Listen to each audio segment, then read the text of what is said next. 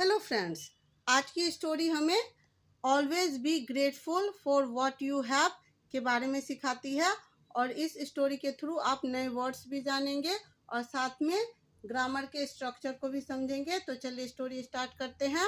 Story का नाम है बी ग्रेटफुल। ये ग्रेटफुल का मतलब होता है आभारी होना।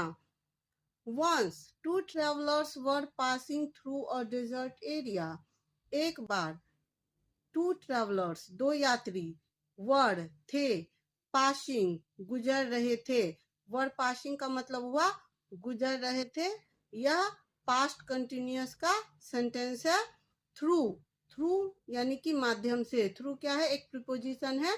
जब हम किसी चीज से होकर गुजरते हैं तो उसके लिए थ्रू प्रीपोजिशन का यूज करते हैं। और डेजर्ट एरिया, डेजर्ट का मतलब रेगिस्तान होता है और एक एरिया यानी क्षेत्र। मीनिंग क्या हुआ इसका? वंस एक बार दो यात्री एक रेगिस्तानी क्षेत्र से गुजर रहे थे। It was a scorching day and both man were desperately looking for a shelter from the sun. It यह was था अ स्कॉर्चिंग डे। स्कॉर्चिंग का मतलब होता है इतनी ज्यादा गर्मी होना कि जिससे आदमी को लगे कि वो झुलस जाएगा। तो इट वाज यह था अ स्कॉर्चिंग डे, एक झुलसाने वाला दिन। एंड और बोथ, बोथ का मतलब होता है दोनों। बोथ का मतलब होता है दोनों। मैन आदमी, दोनों आदमी थे। वर मतलब थे। एक रहते तो वाज आता, दो है तो वर का यूज हुआ है। डेस्परेटली, डेस्परेटली का मतलब होता है हताश या निराश। और यह क्या है? यह एक एडवर्ब है।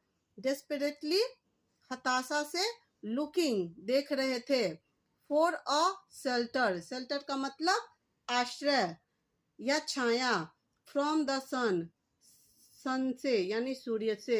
After walking for a few hours, after यानी के बाद, वॉकिंग यानी कुछ देर घूमने के, चलने के बाद, फ्यू आवर्स यानी कुछ घंटे, चलने के बाद, चलने के बाद।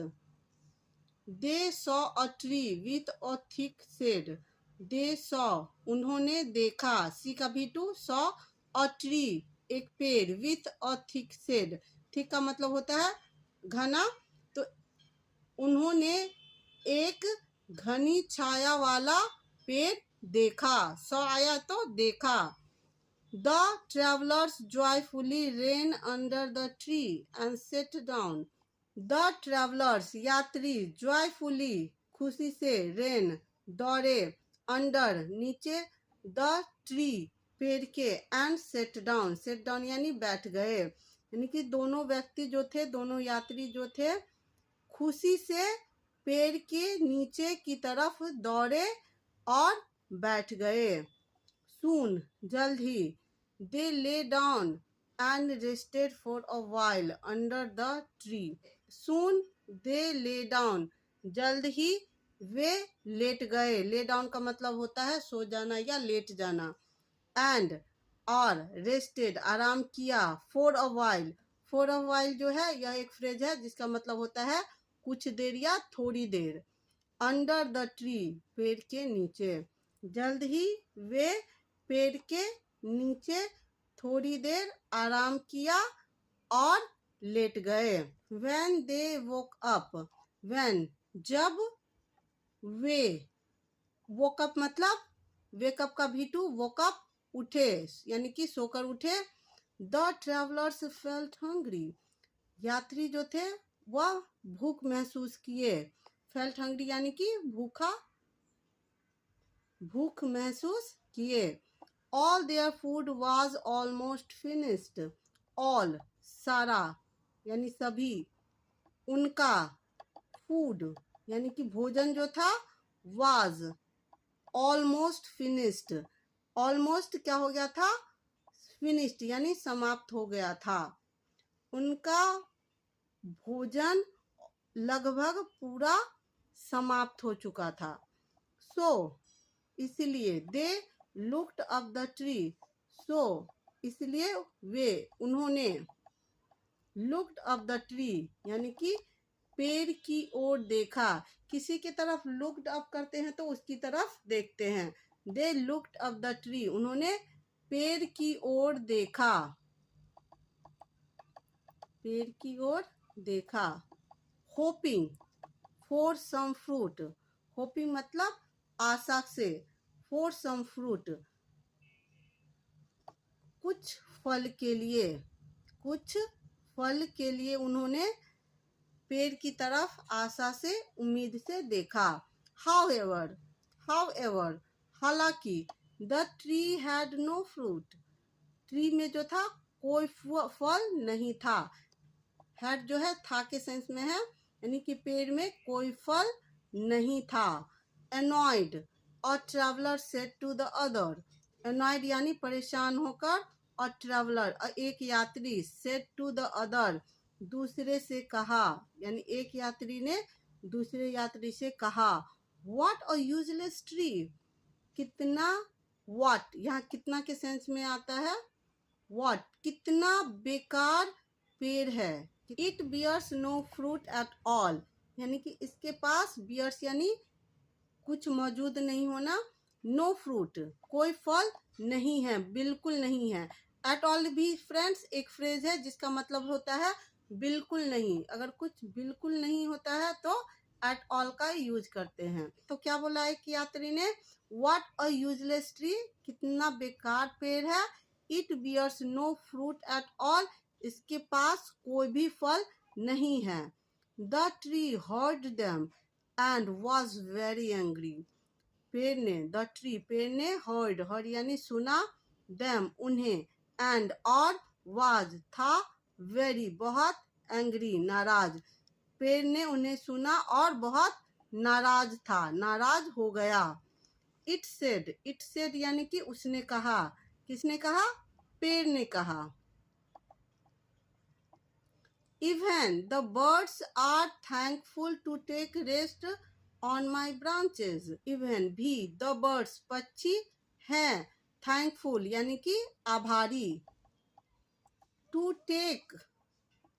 take यानी लेना, rest आराम, on my branches, on यानी मेरी शाखाओं पर। क्या बोला पेड़ ने कि पक्षी भी मेरी शाखाओं पर आराम करके आभारी होते हैं। यू आर वेरी अनग्रेटफुल, तुम हो बहुत, तुम हो बहुत, अनग्रेटफुल यानी कृतज्ञ, जो किसी के किए हुए को नहीं माने उसको कृतज्ञ बोलते हैं। तो तुम क्या बोला पेड़ ने, यू आर वेरी अनग्रेटफुल, तुम बहुत कृतज्ञ हो। You are taking shelter in my cool shade from the burning heat of the sun and calling me useless. क्या बोला पेड़ ने, you are तुम ले रहे हो, taking you are taking ले रहे हो, shelter आश्रय, in my मेरे, cool ठंडी, shade छाया, from the से, burning जलते हुए, गर्मी से, ऑफ द सन सूरज की जलती हुई गर्मी से, एंड और, कॉलिंग मी यूजलेस मुझे यूजलेस बुला रहे हो, यानी यूजलेस यानी बेकार, मुझे कॉलिंग यानी बुला रहे हो या बोल रहे हो। क्या मीनिंग हुआ इसका, तुम सूरज की तपती गर्मी से मेरी ठंडी छाया में आश्रय ले रहे हो और मुझे बेकार बोल रहे हो। The travellers were ashamed of their behavior. The travellers यात्री, वर थे, ashamed का मतलब होता है शर्मिंदा, of their behavior खुद के व्यवहार से, खुद के व्यवहार से, बिहेवियर का मतलब व्यवहार, यात्री खुद के व्यवहार से शर्मिंदा थे। They apologized to the tree and went away. They उन्होंने, apologized का मतलब होता है माफी मांगना, apologize का मतलब होता है माफी मांगना, और यहाँ apologized है यानी माफी मांगा, to the tree पेड़ से, एंड वेंट अवे का मतलब होता है चले गए। इसका मतलब हुआ दे, उन्होंने पेड़ से माफी मांगी और चले गए। द मोरल ऑफ स्टोरी क्या है? Always be grateful for what you have, यानी कि आपके पास जो है उसके लिए हमेशा आभारी रहिए, थैंकफुल रहिए। So friends, we should also remember this lesson in our life. We always complain what we have not, but we always forget about those things which we have. So be always grateful what you have. Story कैसी लगी comment जरूर कीजिएगा। Thank you for watching.